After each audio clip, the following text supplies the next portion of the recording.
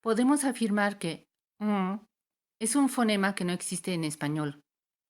Para comprender cómo pronunciarlo, primero veremos un sonido similar que sí existe en español.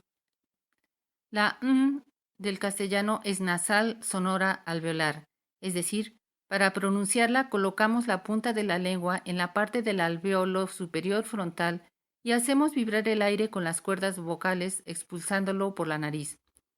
También la nariz vibra cuando pronunciamos este fonema. Liberando la punta de la lengua mientras se hace vibrar el aire con las cuerdas vocales, se pueden pronunciar las vocales A, E, I, O, U. Este punto de articulación es prácticamente el mismo que cuando un nativo del japonés pronuncia na, ni, nu, ne, no, aunque ya anteriormente hablamos de las diferencias de la U del castellano y de la U japonesa.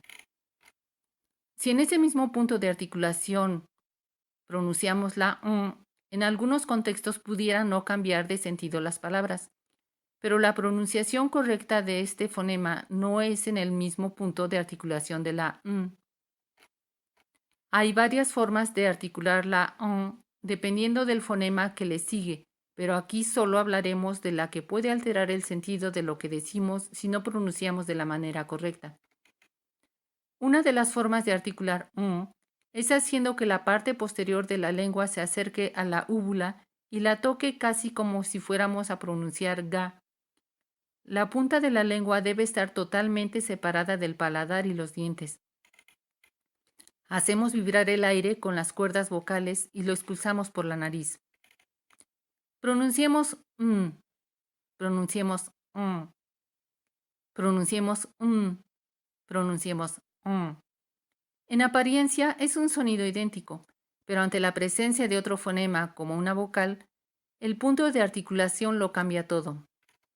Es cierto que si pronunciamos pan, como en español pan, no se afecta el significado, aunque para un oído fino sí hay diferencia. Pero cuando aparece la partícula es muy distinto decir pan o a decir pano. La debe ser pronunciada totalmente respetando su tiempo fonético mora y una vez pronunciado se pronuncia la o.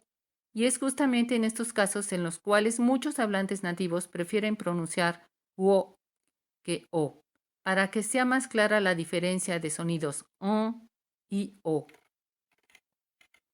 Muchos estudiantes de japonés no se dan cuenta, pero aunque intentan pronunciar claramente la antes de una vocal o de un fonema en realidad pronuncian algo distinto.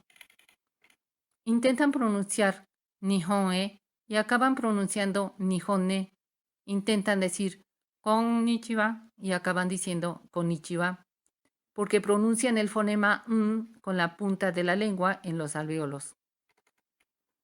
En este último caso es todavía más necesario pronunciar con la parte posterior de la lengua en la úvula y solo entonces pronunciar ni con la punta de la lengua en los alvéolos superiores frontales.